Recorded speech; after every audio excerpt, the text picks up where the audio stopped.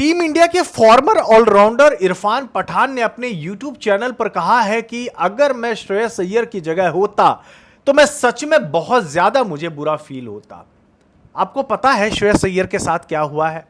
बिल्कुल पता होगा, और आप भी हैरान हैं मेरी तरह, ठीक उसी तरीके से इरफान पठान भी हैरान है।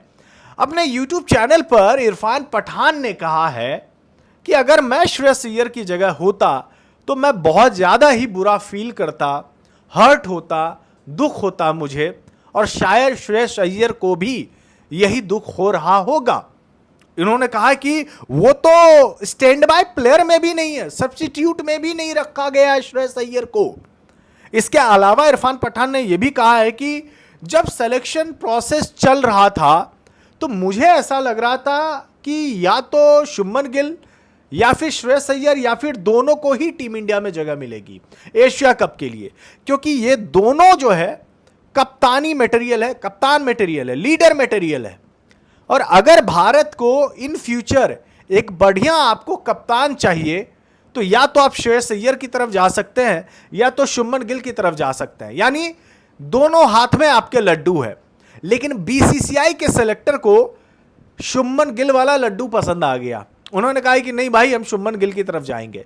श्रेयस अय्यर को बतौर खिलाड़ी भी जगह नहीं मिली, कप्तानी तो छोड़ दीजिए। आइडियली अगर आप किसी भी सच्चे क्रिकेट फैन से पूछेंगे कि यार किस खिलाड़ी को होना चाहिए कप्तान के तौर पे, तो बहुत सारे ऐसे फैन हैं वो बोलेंगे कि यार श्रेयस अय्यर ने तो अपनी कप्तानी में आईपीएल भी जितवाया हुआ है और इस साल आईपीएल फाइनल भी अपनी पंजाब किंग्स की टीम को लेकर गए, तो यार उनको कप्तानी एक फॉर्मेट में तो मिलना चाहिए। लेकिन नहीं मिली है और नहीं मिलेगी, बिल्कुल नहीं मिलेगी। क्यों? क्योंकि बीसीसीआई शुभमन गिल को अपना कप्तान चूज कर रही है।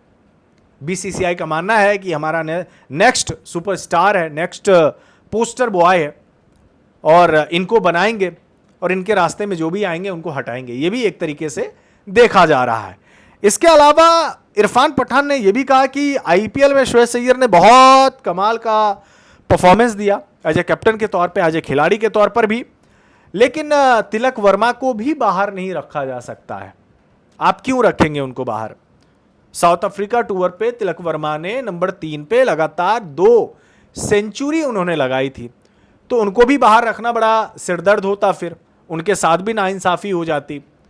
तो ये जो सिलेक्शन का हेडेक है वो इस बार बहुत ज़्यादा ही चीफ सेलेक्टर जो है, हमारे सिलेक्शन कमेटी के जो भी मेंबर है, उनको लेने की देनी तो पड़ी है भैया। सवाल तो बहुत ज़्यादा है, बहुत ज़्यादा सवाल है और उसके जवाब जो है नहीं मिले हैं। लेकिन हाँ, फैंस यही फील कर रहे हैं कि श्रेयस अय्यर के साथ जो है ना काफ़ी ज़्यादा बुरा हुआ है, नाइंसाफ़ी हुई है। अगर आप उनको स्क्वाड में सेलेक्ट नहीं कर सकते थे, ठीक है यार, स्टैंड बाय प्लेयर के तौर पर भी तो जाना चाहिए था उनको, लेकिन स्टैंड बाय प्लेयर के तौर पर भी वो नहीं जा सके। क्या पता कोई इंजर्ड हो जाता तो श्रेयस अय्यर की जगह बन जाती।